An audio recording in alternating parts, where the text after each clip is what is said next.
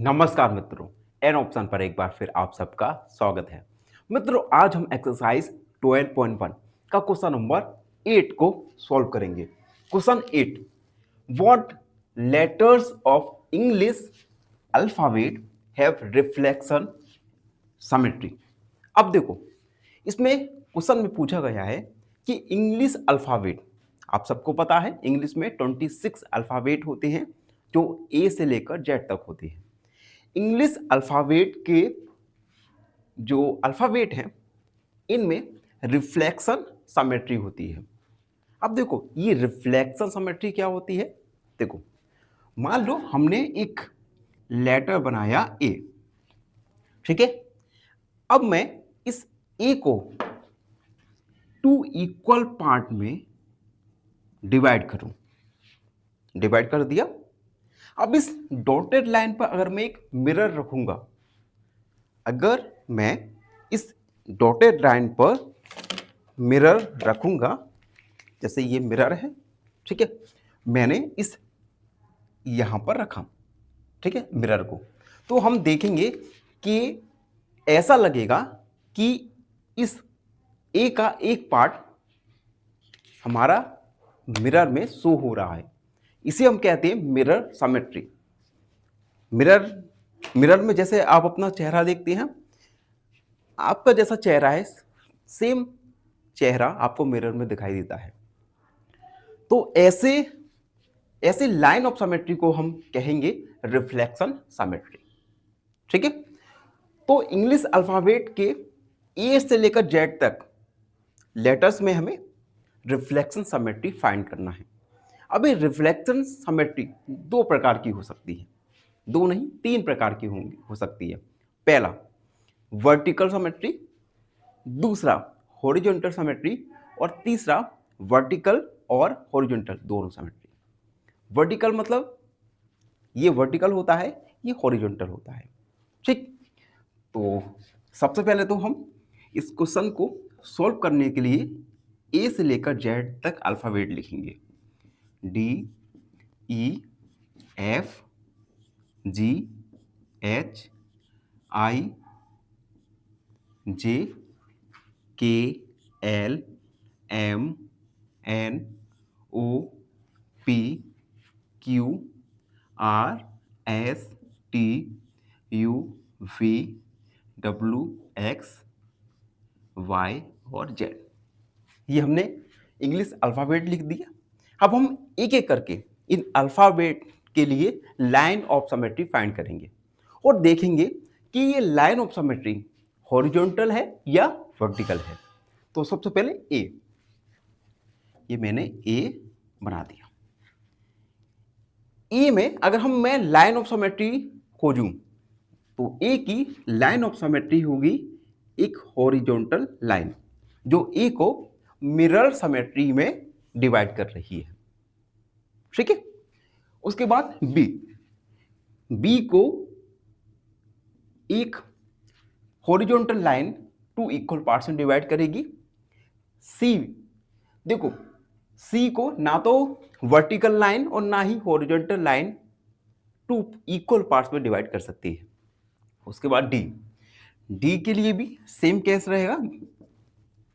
ई, ई को ई को भी ना हॉरिजॉन्टल ना vertical line two equal part में डिवाइड करेगी। एफ को भी नहीं करेगी, जी को भी नहीं, एच। अब देखो, एच को एक horizontal line two equal parts में डिवाइड करेगी, ठीक है। उसके बाद आई, आई के लिए एक हॉरिजॉन्टल लाइन मैंने ड्रॉ किया और साथ ही साथ एक वर्टिकल लाइन। दोनों ही लाइन इस आई लेटर को टू इक्वल पार्ट्स में डिवाइड करेंगे। उसके बाद जे को दोनों लाइन इक्वल पार्ट्स में डिवाइड नहीं करेंगी। के के लिए भी नहीं होगा, एल के लिए भी नहीं, एम, एम को एक vertical line two equal part में डिवाइड करेगी, जिसे हम कहेंगे मिरर सिमेट्री, क्योंकि दोनों ही पार्ट ऐसे दिखाई दे रहे हैं जैसे मिरर में दिखते हैं। उसके बाद एन के लिए कोई भी नहीं, ओ, ओ को वर्टिकल और हॉरिजॉन्टल दोनों ही लाइन टू इक्वल पार्ट्स में डिवाइड करेंगी, जिसे हम मिरर सिमेट्री कहेंगे। पी के लिए कोई भी नहीं, क्यू के लिए भी नहीं होगा, आर के लिए भी नहीं, और एस के लिए एक वर्टिकल लाइन एस को टू इक्वल पार्ट्स में डिवाइड करेगी, नहीं करेगी, ठीक है। और टी को एक vertical line two equal parts में डिवाइड करेगी, जिसे हम मिरर सिमेट्री कहेंगे। यू को एक वर्टिकल लाइन, अगेन वी को एक वर्टिकल लाइन, डब्ल्यू को एक वर्टिकल लाइन, एक्स को वर्टिकल लाइन और हॉरिजॉन्टल लाइन दोनों ही टू इक्वल पार्ट्स में डिवाइड करेंगे, जिसे हम मिरर सिमेट्री कहेंगे। उसके बाद वाई को एक vertical line two equal parts में डिवाइड करेंगे, जिसे हम कहेंगे मिरर सिमेट्री, ठीक है। तो हमने ए से जेड तक अल्फाबेट लिखे और उसमें हमने देखा कि वर्टिकल या हॉरिजॉन्टल लाइन कौन सी लाइन इन पार्ट्स को टू इक्वल पार्ट्स में डिवाइड करेगी, ठीक है। अब देखो यहां पर कुछ ऐसे अल्फाबेट हैं जिन्हें हमें एक बार दोबारा से रिकॉल करना होगा। जैसे अल्फाबेट सी को अगर मैं एक हॉरिजॉन्टल लाइन खींचूं, जिसे हम लाइन ऑफ सिमेट्री कहेंगे, जो सी को टू इक्वल पार्ट्स में डिवाइड करेगी। सिमिलरली डी को एक horizontal line two equal parts में डिवाइड करेंगे, ठीक है। साथ ही साथ अल्फाबेट ई भी सेम है। ई को भी एक horizontal line two equal parts में डिवाइड करेंगी। तो ये हमने देख लिया। बस अब हम आंसर्स लिखेंगे। पहले में वर्टिकल मिरर, मतलब जहां पे वर्टिकल लाइन इन लेटर्स को टू इक्वल पार्ट्स में डिवाइड कर रही हैं। तो पहला ए, दूसरा H I M O T U V W X और Y. B a horizontal mirror, मतलब हॉरिजॉन्टल लाइन इन लेटर्स को टू इक्वल पार्ट्स में डिवाइड कर रही हैं, उन लेटर्स को लिखेंगे।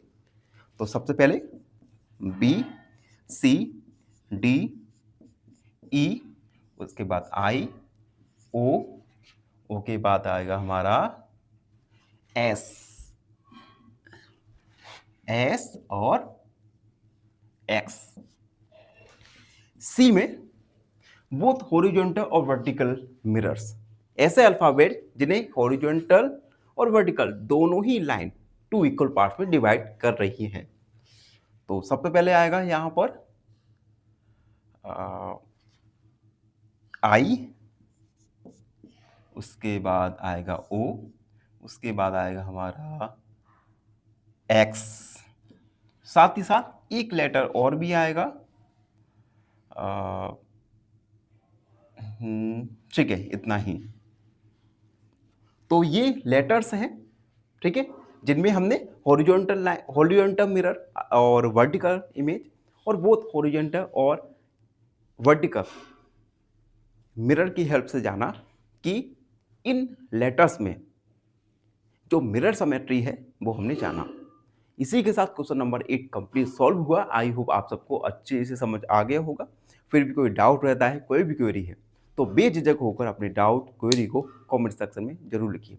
और हाँ, एन ऑप्शन को सब्सक्राइब करना ना भूलें। धन्यवाद, हमेशा प्रसन्न रहें। फाइनली एक क्वेश्चन पूछूंगा आपसे। क्वेश्चन है, the ratio of incomes A and B is 3:4 and their expenses are 2:3. If both save 200 rupees, find the income of A. Option A 600, option B 800 या option C